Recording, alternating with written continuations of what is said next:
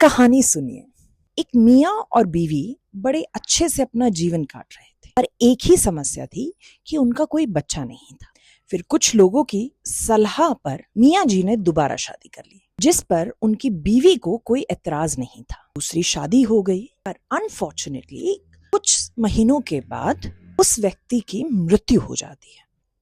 अब सवाल उठता है, इन दोनों में से किसको उनकी संपत्ति में हिस्सा मिलेगा? पहली बीवी को या दूसरी बीवी को या दोनों को?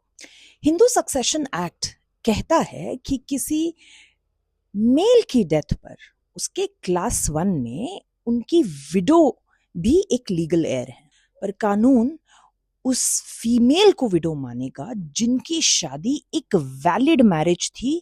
अगर शादी वॉइड या वॉइडेबल होती है तो उस सिचुएशन में मेल या फीमेल को हस्बैंड या वाइफ का दर्जा नहीं मिलता है। अब इस केस में पहली शादी तो वैलिड थी। हिंदू कानून के हिसाब से अगर पहली शादी के होते हुए कोई इंसान दूसरी शादी कर लेता है तो दूसरी शादी वॉइड मानी जाती है।